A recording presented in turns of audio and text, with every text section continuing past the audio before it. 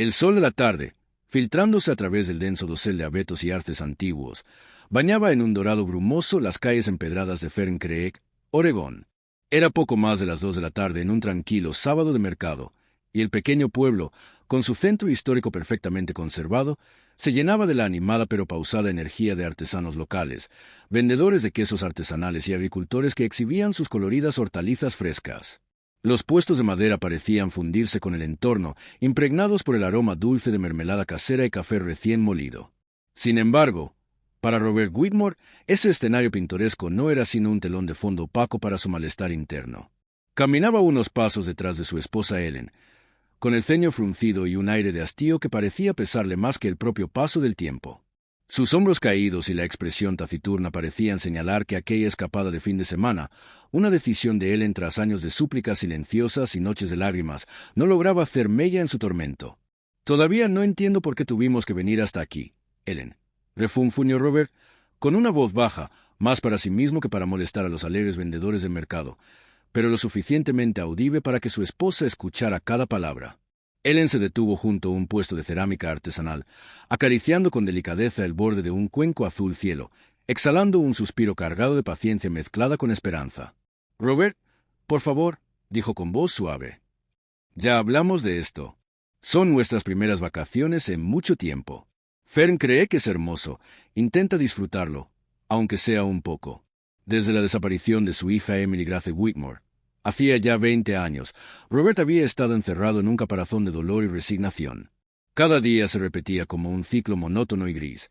Despertarse, trabajar sin pasión, comer sin apetito, dormir sin descanso verdadero, y preguntarse una y otra vez qué había ocurrido aquella tarde de junio en 1986.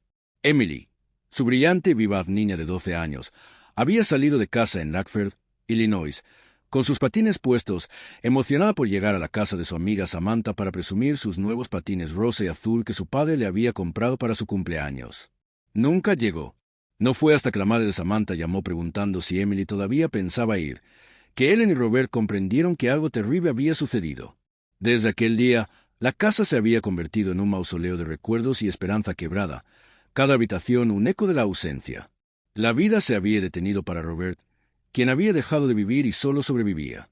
Ellen, sin embargo, había comenzado en el último año a despertar una tenue luz dentro de la oscuridad, impulsada por el amor y el deseo de encontrar un modo de respirar de nuevo, aunque siempre llevando el aroma del dolor. Aquellas vacaciones en Fern cree que eran su desesperado intento de rescatar a Robert de las sombras más profundas de su tristeza. Mientras deambulaban por la calle principal, la mirada de Robert, habitualmente fija en el suelo, se posó sin quererlo en un escaparate al otro lado de la calle. Era un local modesto, con pintura verde desgastada y un letrero que decía Timber Treachers en letras doradas y algo desconchadas. El escaparate estaba abarrotado de antigüedades. Pilas de libros amarillentos, una muñeca de porcelana con una grieta en la mejilla, herramientas oxidadas y un torso de maniquí sin cabeza sobre una estantería de madera. Ellen, atraída por la atmósfera nostálgica, iluminó su rostro con una sonrisa. «Mira, Robert», dijo señalando. «Este lugar parece interesante. ¿Sabes cuánto me gustan las cosas vintage? Me recuerda a cuando éramos jóvenes». Robert encogió los hombros, impasible. «Adelante tú, yo esperaré aquí», dijo mientras sacaba su paquete de cigarrillos y el encendedor. El ritual de prender un cigarrillo era su único pequeño consuelo en aquella tarde. Ellen cruzó la calle con pasos más ligeros y desapareció dentro de la tienda, haciendo sonar la campanilla. Robert apoyó su espalda en una farola y estaba a punto de encender el cigarrillo cuando algo en el escaparate le llamó la atención. Su mirada se congeló. Ahí, entre frascos descoloridos y el maniquí, reposaba un par de patines. Patines viejos, maltratados, de plástico agrietado y colores rosa y azul que se mezclaban con el polvo. Pero lo que más heló su sangre fue el reconocimiento inmediato. Esos eran los patines de Emily. No pudo evitar acercarse y presionar la cara contra el cristal. La combinación exacta del tono rosa chicle en las botas, el turquesa vibrante del armazón y las gruesas correas moradas eran inconfundibles. Una oleada de mareo lo invadió. Aquellos patines eran exactamente iguales a los que le había comprado a Emily para su 12º cumpleaños. Recordó la alegría genuina de su hija, tambaleándose al principio, luego deslizándose con risas brillantes en un borrón de movimiento. Roberto olvidó el cigarrillo en su bolsillo y, sin pensar, Abrió de golpe la puerta de la tienda. La campanilla tintineó con fuerza y entró con paso rápido, buscando con la mirada al encargado. Detrás del mostrador, un hombre de unos 40 años, con cabello entrecano y expresión cansada, levantó la vista. Ellen, que estaba examinando radios antiguas en la parte trasera, se giró sorprendida. «Robert, ¿qué pasa? ¿Estás bien?», preguntó con preocupación. Robert no respondió de inmediato, su atención fija en el hombre tras el mostrador. «Los patines», dijo con voz urgente.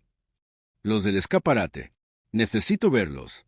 El tendero frunció el ceño, desconcertado por la brusquedad del hombre, pero obedeció y trajo los patines a la mesa central. Ellen se llevó la mano a la boca al verlos. «Se parecen tanto los de Emily», dijo Robert, con la voz temblorosa, extendiendo las manos para tomar uno. Lo giró, examinando cada detalle. «Talla 4», dijo, con la voz quebrándose. «Esa es la talla que le compré». Ellen intentó tranquilizarlo, colocando una mano sobre su brazo. «Robert, por favor, no te hagas esto a ti mismo. Debe haber miles de pares como estos. Seguro que es solo una coincidencia». Pero Robert no escuchaba. Dio vuelta a los patines y vio, grabadas en el plástico de la punta, las iniciales FW. «Emily Grace Whitmore», susurró, la voz quebrada. «Yo mismo grabé estas». El silencio se hizo pesado en la tienda. Ellen extendió una mano temblorosa y tocó las letras. Un escalofrío la recorrió. ¿Cómo es posible? ¿Cómo han llegado hasta aquí, a miles de kilómetros de casa? El tendero, que había escuchado la conversación con creciente interés, carraspeó. ¿Hay algún problema? Robert levantó la mirada, con una intensidad renovada. «Estos patines pertenecían a nuestra hija. Desapareció hace 20 años, mientras los usaba». «¿De dónde los sacó?» El tendero adoptó una actitud defensiva. «Lamento lo de su hija, pero esos patines ya no son suyos. Si los quiere, tendrá que pagar el precio». Robert lo miró incrédulo. «Esto es evidencia. Nuestra hija fue secuestrada mientras usaba estos patines. No me importa la historia que cuente, esto es nuestro». El tendero, molesto, le señaló la etiqueta. $45. «Pagué menos por ellos nuevos hace 20 años», replicó Robert. «Inflación», respondió el tendero encogiéndose de hombros. «Además, los artículos vintage tienen prima». Él puso una mano en el brazo de Robert. «Quizás deberíamos simplemente pagarlos». «No», dijo Robert con firmeza. «Son nuestros, igual que nos robaron a nuestra hija. No voy a pagar por algo que nos pertenece». «Si no los compra, el tendero se puso duro». Cuando Robert se negó a moverse, el tendero intentó físicamente guiarlos hacia la puerta. Robert se resistió, aferrando los patines contra el pecho. El alboroto atrajo la atención de transeúntes y un oficial de policía uniformado que patrullaba el mercado se acercó. «¿Qué está pasando aquí?», preguntó el oficial con tono firme. El tendero acusó a Robert de intentar robar mercancía. Pero Robert, desesperado, explicó la situación. El oficial escuchó. La tienda cerraría mañana para examinar sus registros de inventario. Dirigió su atención a los patines, sacándolos cuidadosamente de la bolsa de evidencia con manos enguantadas. «Estos serán fotografiados y registrados como evidencia. También buscaremos huellas o rastros, aunque después de 20 años es poco probable que eso proporcione mucho», dijo el detective Marsal mientras otro oficial entraba con una carpeta. Marsal revisó su contenido, su expresión volviéndose pensativa. «El señor Manson compró Timber Treachers hace 18 años», les informó. «Antes de eso parece que se movió bastante sin antecedentes penales, pero tampoco hay mucho rastro en papel». Les mostró una foto del dueño, Víctor Manson, un hombre de unos 50 años, con pelo escaso y expresión severa. «¿Reconocen a este hombre?», preguntó Frenia. Robert y él le negaron con la cabeza. «Volverá a la ciudad en 2 días, según su empleado», continuó el detective Marsal. «Lo traeremos para interrogarlo». Para cuando se completó todo el trabajo preliminar, el sol se estaba poniendo fuera de las ventanas de la comisaría. El detective escoltó a Robert y Ellen a la entrada de la estación. «Continuaremos investigando esta pista», prometió. «He asignado a un oficial para que revisite la tienda mañana a ver si podría ver otros artículos conectados con su hija. Mientras tanto, traten de descansar». Mientras salían a la luz menguante, Robert sintió una extraña mezcla de esperanza y temor. Los patines eran reales, prueba tangible de que, de alguna manera, en algún lugar, podría haber respuesta sobre lo que sucedió a Emily. Pero lo que esas respuestas podrían revelar, después de todos estos años, lo aterrorizaba más de lo que le gustaba admitir. El atardecer pintaba el cielo en tonos de naranja y rosa mientras Robert y Ellen regresaban hacia el mercado. A pesar de la hora tardía, Robert insistió en volver a Timber Treachers. «La policía se encargará», dijo Ellen, tirando suavemente de su brazo. «Deberíamos volver a nuestro Airbnb y descansar. Ha sido un día agotador». «Necesito verlo de nuevo», insistió Robert, acelerando el paso. «Podría haber algo más allí, algo que nos hayamos perdido». Ellen suspiró, pero lo siguió de todos modos, reconociendo la determinación en su mandíbula. La mayoría de los puestos de mercado habían sido desmantelados por el día, con vendedores empacando sus productos no vendidos. Solo algunos restaurantes permanecían abiertos, sus cálidas luces brillando invitadoramente en el anochecer. Al acercarse a Timber Treachers, vieron al tendero de antes cerrando la puerta principal. Los vio y se tensó visiblemente, sus movimientos volviéndose apresurados. «Mira, hay alguien más saliendo», susurró Ellen, señalando una puerta lateral que Robert no había notado antes. Un hombre emergió del callejón junto a la tienda. Llevaba una chaqueta de cuero y un sombrero vaquero calado sobre la cara, pero incluso desde la distancia había algo familiar en su perfil. Robert entrecerró los ojos, tratando de ubicarlo. «Se parece al hombre de la foto», murmuró, «el que nos mostró el detective. Víctor Manson». Ellen frunció el ceño. «Pero el detective dijo que no volvería en 2 días», recordó, «porque mentiría el tendero a la policía».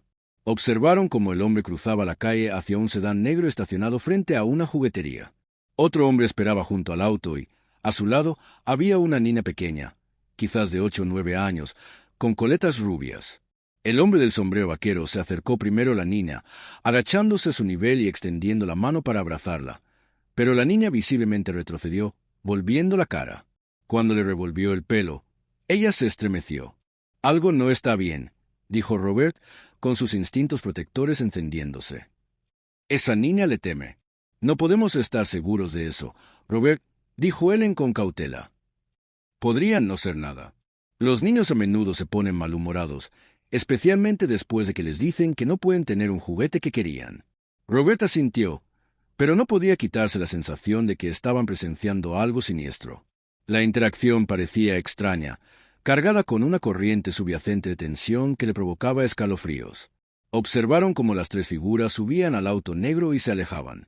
Robert volvió su atención al tendero, que ahora caminaba rápidamente por la calle, dirigiéndose a una parada de autobús. Sin pensarlo, Robert corrió tras él. «Disculpe», lo llamó Frenia. El tendero se giró, su expresión agriándose cuando reconoció a Robert. «¿Y ahora qué? ¿La policía ya se llevó lo que querían?» «Ese hombre que acaba de salir por la puerta lateral», dijo Robert, recuperando el aliento. Era Víctor Manson, el dueño. Los ojos del tendero se estrecharon. «No tengo que responder a sus preguntas. Si la policía quiere información, puede preguntarme directamente. Solo dígame si era él», insistió Robert. El tendero puso los ojos en blanco. «Dios, ustedes simplemente no pueden calmarse, ¿verdad?» «No, ese no era el jefe, era su hermano. Ahora está satisfecho. Váyase y déjeme en paz». Con eso, abordó un autobús que acababa de llegar a la parada, terminando efectivamente la conversación. Ellen alcanzó a Robert mientras el autobús se alejaba. «¿Qué te dijo?» «Afirma que era el hermano de Manson, no el propio Manson», respondió Robert con el ceño fruncido. «Pero, ¿por qué no mencionó a la policía que su hermano está aquí si el dueño está fuera de la ciudad?» Ellen se estremeció, ajustándose el cardigan más apretado alrededor de los hombros. «No lo sé, Robert, pero está oscureciendo y ambos estamos exhaustos. Volvamos al Airbnb y llamemos al detective Marsal por la mañana». Robert dudó, dividido entre seguir esta nueva pista y reconocer la sabiduría en las palabras de Ellen. Finalmente asintió, echando una última mirada a Timber Treachers antes de permitir que Ellen lo guiara lejos. «Mañana», se prometió a sí mismo. «Mañana obtendremos respuestas». Su Airbnb era un acogedor apartamento en el segundo piso de una casa victoriana convertida, ubicada en un tranquilo barrio residencial a solo unas cuadras del mercado. El exterior azul pálido y la moldura blanca de pan de jengibre le daban un encanto pintoresco y nostálgico que inicialmente había atraído a Ellen cuando lo reservó. Al acercarse al edificio, Ellen tocó el brazo de Robert. «Voy a ir corriendo a ese restaurante chino que pasamos en la esquina». Podría usar algo de comida reconfortante después de hoy. Roberta sintió, sacando la llave del apartamento de su bolsillo. Esperaré aquí. Me vendría bien un cigarro para despejar la cabeza. Una vez que Ellen había desaparecido por la esquina, Robert se sentó en los escalones delanteros del edificio y encendió un cigarrillo. Inhaló profundamente, dejando que el humo llenara sus pulmones antes de exhalar hacia el cielo que oscurecía.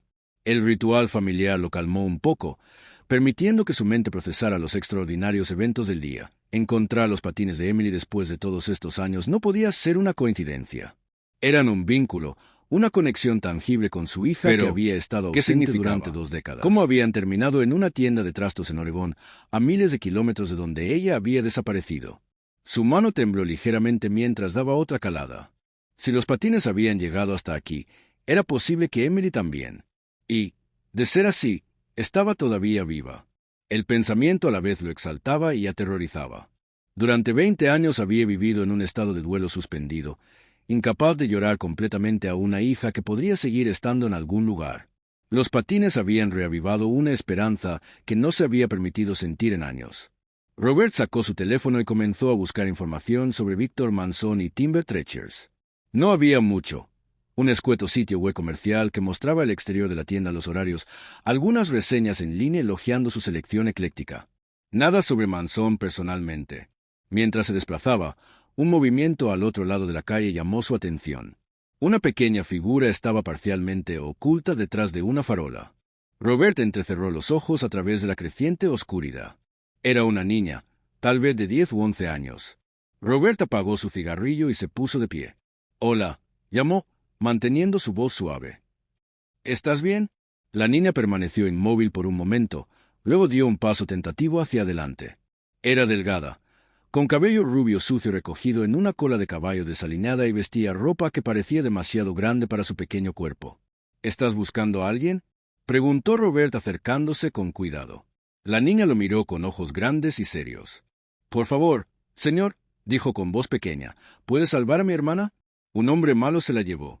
Robert miró a su alrededor, repentinamente alerta. ¿Era esto algún tipo de trampa? ¿Una distracción mientras alguien entraba al apartamento?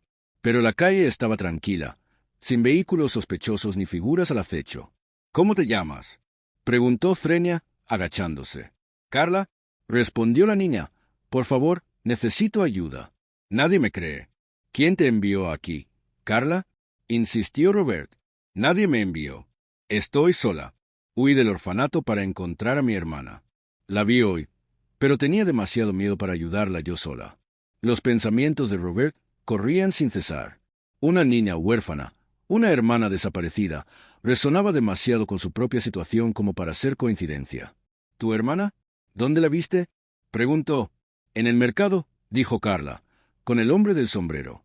«Ella le tiene miedo, pero tiene que fingir que no». Robert contuvo la respiración. La niña pequeña con las coletas, la que se había estremecido cuando el hombre le tocó el pelo. «¿Este hombre del sombrero?», preguntó Robert cuidadosamente. «Es alto, con pelo escaso. Lleva una chaqueta de cuero».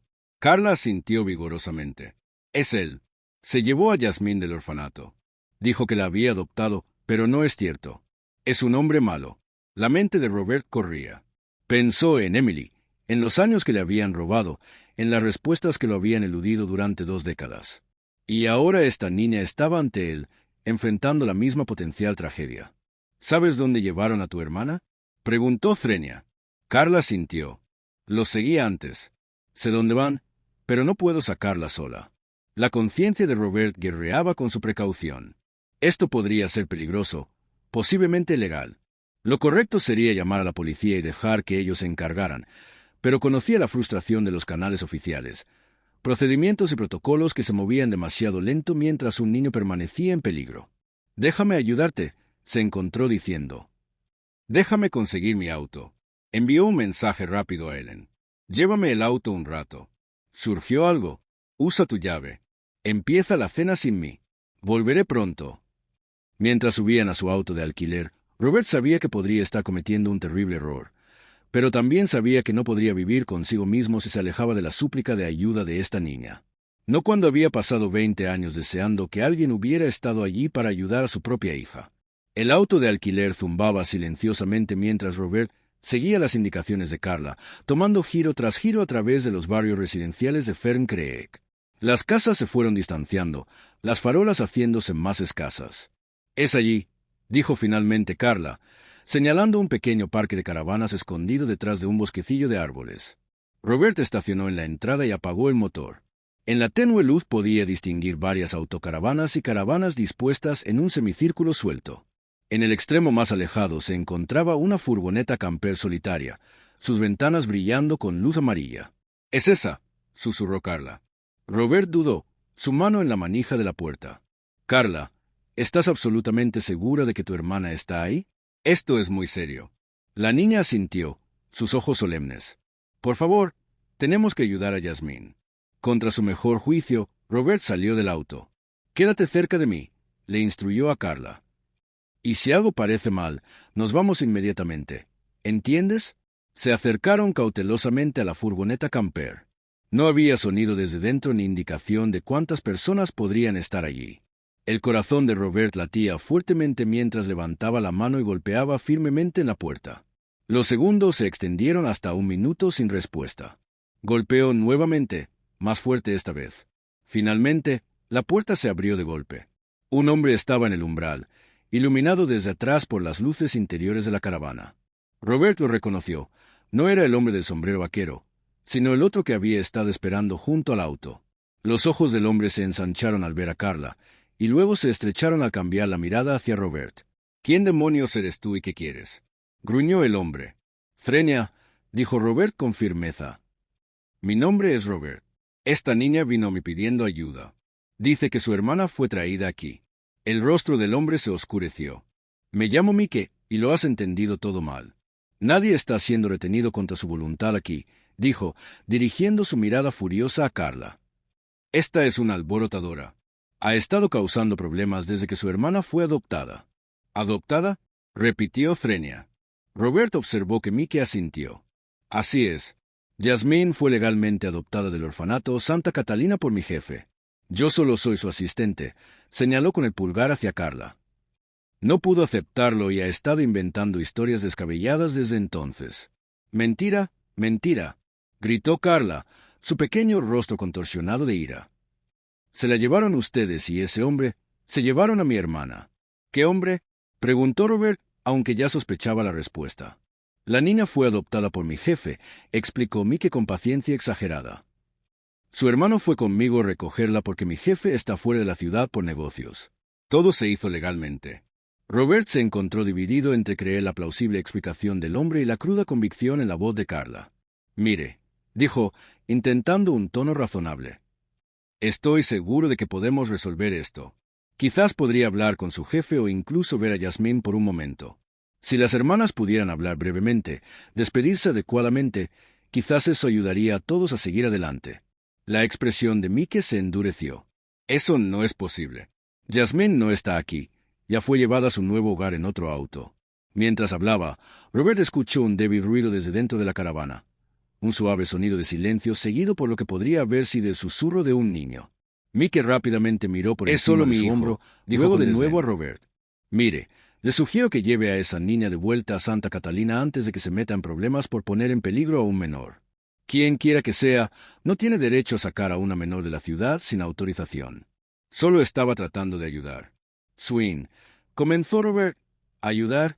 Frenia se burló. «Mike, secuestrando a una huérfana basándote en sus historias descabelladas.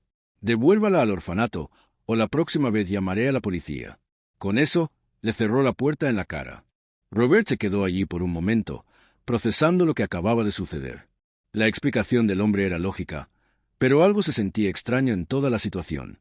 «Está mintiendo», insistió Carla mientras caminaban de regreso al auto. «Yasmín está ahí dentro, lo sé». «¿Lo oíste?», dijo Robert suavemente. «Tu hermana ha sido adoptada. Puede ser difícil de aceptar, pero no». Carla dio una patada con el pie. «Eso no es cierto. Por favor, tienes que creerme». Robert suspiró, inseguro de qué hacer a continuación. Lo correcto sería devolver a Carla al orfanato, como Mike había sugerido, pero no podía quitarse la sensación de que algo no estaba bien. «Volvamos al auto», dijo finalmente. Lo resolveremos. De vuelta en el auto, Robert se volvió hacia Carla, que estaba sentada, hundida en el asiento del pasajero, su pequeño rostro fijado en un ceño obstinado. Carla comenzó suavemente. Entiendo que estés preocupado por tu hermana, pero tengo que llevarte de vuelta al orfanato. Podría meterme en serios problemas por llevarte así. Por favor, no me lleves de vuelta, suplicó ella, con lágrimas llenando sus ojos. No sin Jasmine. Prometí que la protegería. El corazón de Robert dolía por la niña.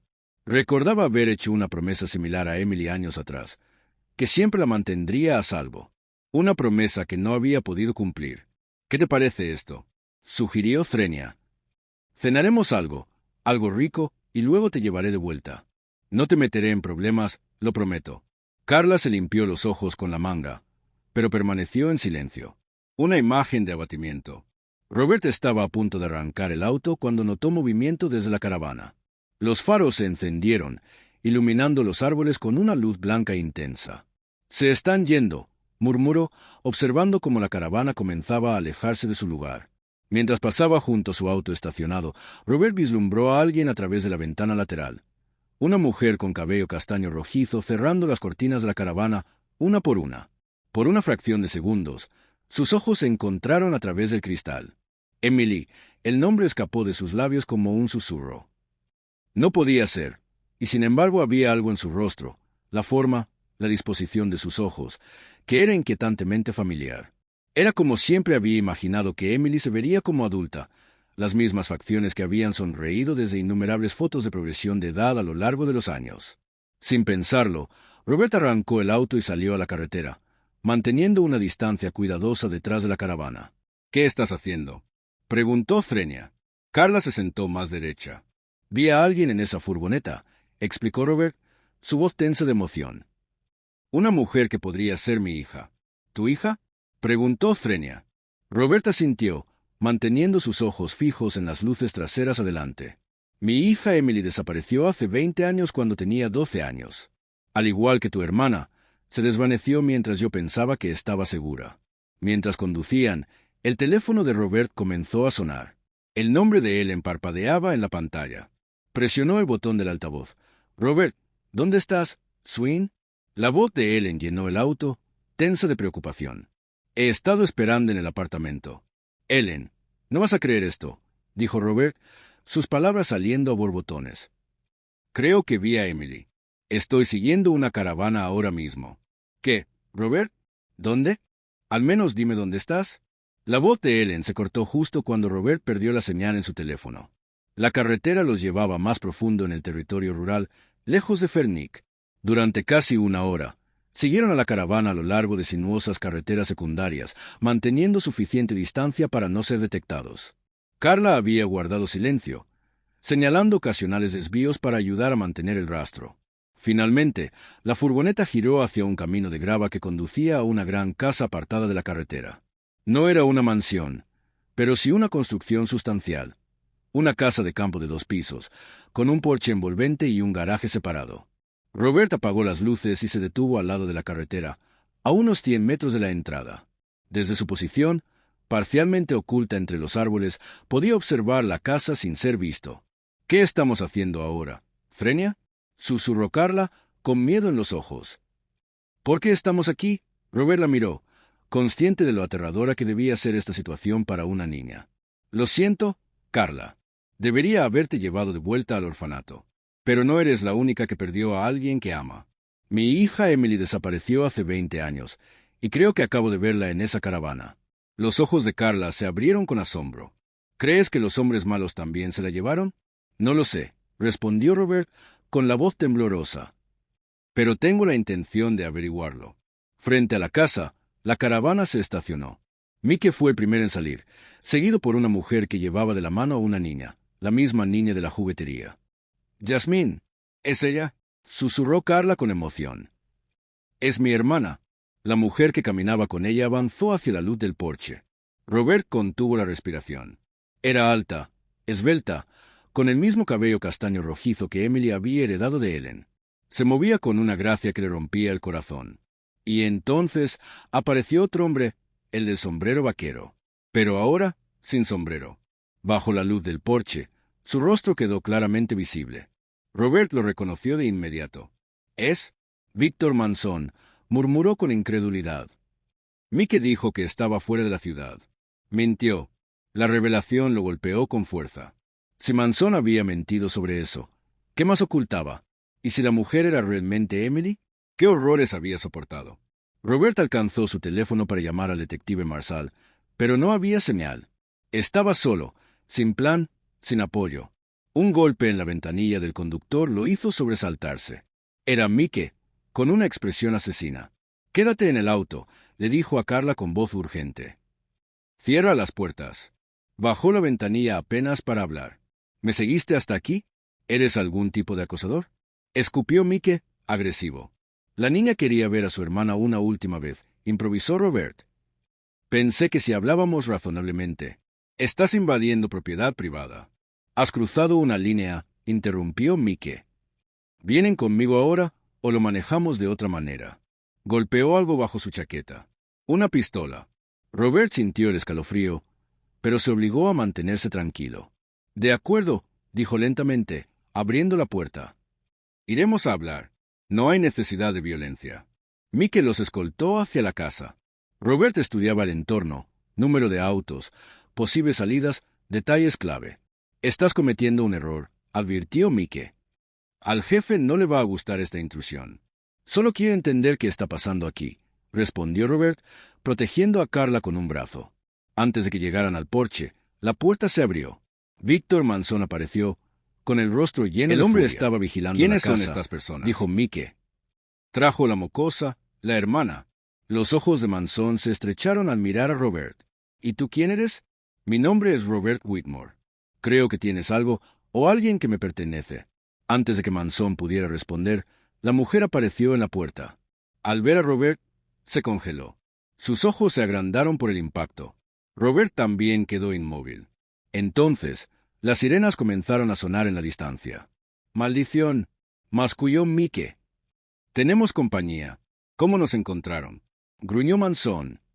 «Los trajiste aquí». «Mi esposa debe haber llamado cuando no regresé», dijo Robert. Ella sabía que los estaba siguiendo. La mujer seguía mirando a Robert. Una mezcla de miedo, esperanza y reconocimiento danzaba en sus ojos. «Lena, entra», ordenó Manson. Pero ella no se movió. Su mirada seguía fija en Robert. «Emily, Grace», susurró él, con voz quebrada. «¿Eres tú?». Algo en ella cambió al oír su nombre. Un temblor recorrió su cuerpo. Las sirenas se acercaban. Manson cambió su actitud, de ira a estrategia. «Mike, mete a todos. Y tráelos también». Dentro de la casa, Robert vio a Yasmín sentada en un sofá. Carla intentó correr hacia ella, pero Mike la detuvo. Las luces de los patrulleros parpadeaban en las ventanas. «¿Cuál es el plan?», preguntó Mike con urgencia. Manson regresó con una pistola. «Diles que estamos armados y listos». El corazón de Robert latía con fuerza. Todo se volvía más peligroso por segundos. Afuera, una voz habló por altavoz. «Departamento de Policía de Ferncreek. Salgan con las manos en alto». «Nadie se mueve», gruñó Manson. «Mike, trae a la niña». Mike tomó a Yasmín del brazo. Carla gritó y trató de ir hacia ella, pero Robert la detuvo. «Déjala ir». «Solo es una niña», dijo Robert. «Esto es entre adultos». «No tienes idea en qué estás metido, Whitmore», escupió Manson. «Deberías haberte quedado al margen». La voz del detective Marsal retumbó desde afuera. «Soy el detective Marsal. La casa está rodeada. Salgan pacíficamente». «Lena», ordenó Manson. «Diles que estás aquí voluntariamente. Que la niña es nuestra hija adoptiva». Ella dudó. Miró a Robert. «Ahora, Lena», insistió Manson. Lentamente, ella dio unos pasos. Se detuvo a mitad de camino. «No puedo hacer esto más, Víctor». «¿Qué dijiste?». «Que no puedo hacer esto más», repitió ella, con voz firme. Miró a Robert. «¿Tú eres mi padre?». Robert asintió, con lágrimas cayendo. «Emily, nunca dejamos de buscarte». «Lena, no te atrevas», rugió Manson, levantando su arma. «Ven aquí ahora». Pero ella no se movió. «No, Víctor».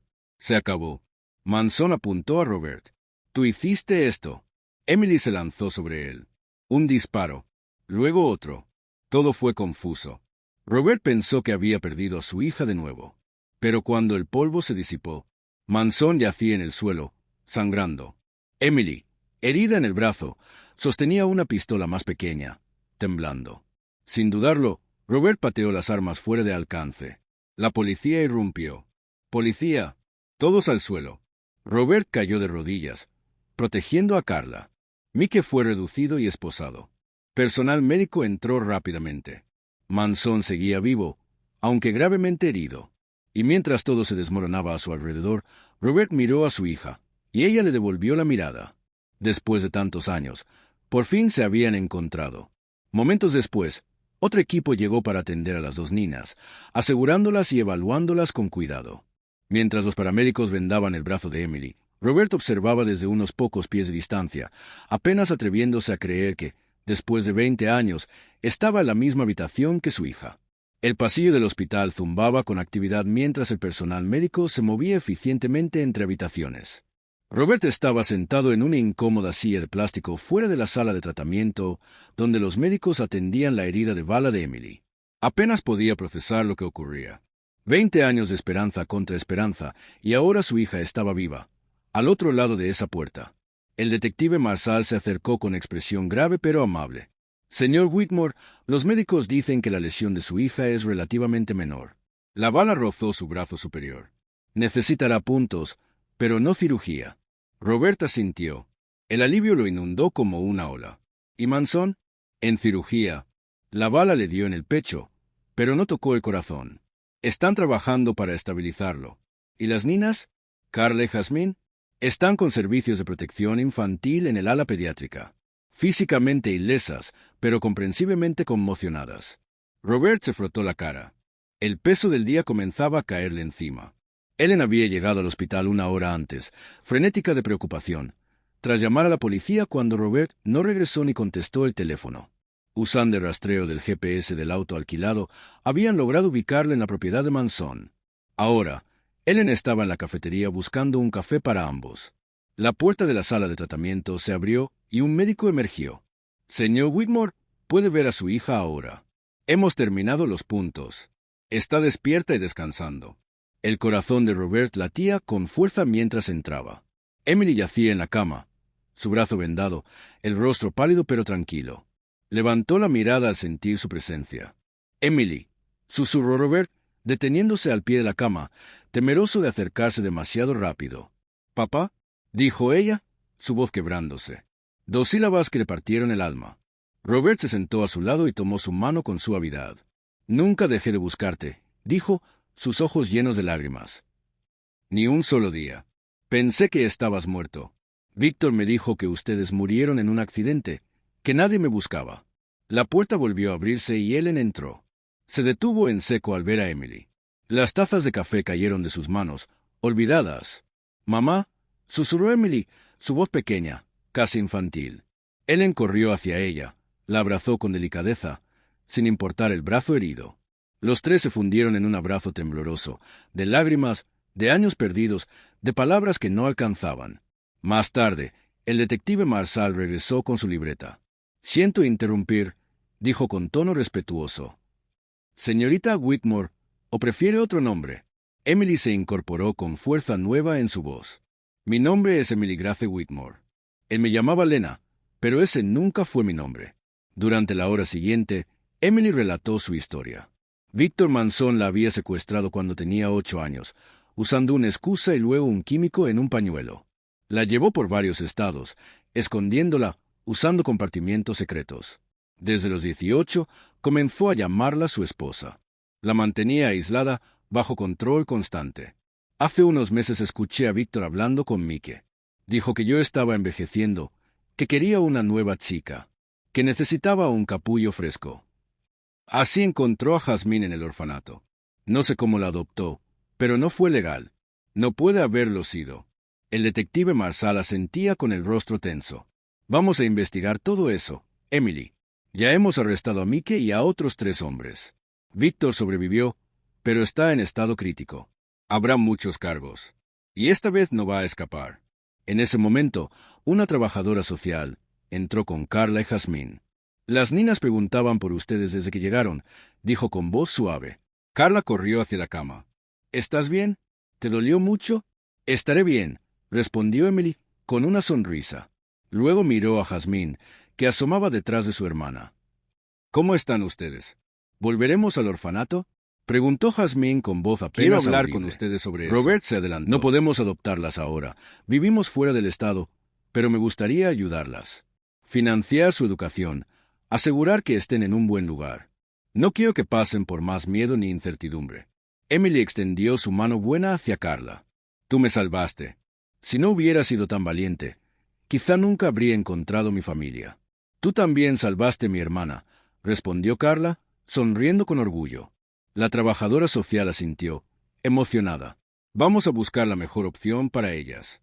Su apoyo será muy valioso. Cayó la noche. La habitación seguía activa, entre médicos, policías y llamadas telefónicas. Ellen avisaba a familiares, mientras los oficiales compartían avances de la investigación. Timber Treachers, la tienda de empeños, era la fachada de una red criminal que ahora comenzaba a desmantelarse. Finalmente, todo se calmó. Robert estaba sentado junto a la cama de Emily. La observaba dormir. Su rostro, aún marcado por la vida dura que había llevado, se veía sereno. Ellen, al otro lado, le acariciaba el brazo con ternura. «¿20 años?» susurró Ellen. «Nunca pensé que veríamos este día. Gracias por convencerme de ir a esas vacaciones», dijo Robert, apenas audible. Todo lo que se había perdido no podía recuperarse. Cumpleaños, abrazos, días simples. Pero ella estaba allí, viva, y eso lo era todo. Fuera del hospital, las primeras estrellas comenzaban a brillar. Robert recordó cómo, de niña, Emily solía pedir deseos al ver la primera estrella de la noche. Esta vez, no necesitaba hacerlo. El milagro que había deseado durante 2 décadas dormía plácidamente frente a él. Finalmente, estaba en casa, donde siempre había pertenecido.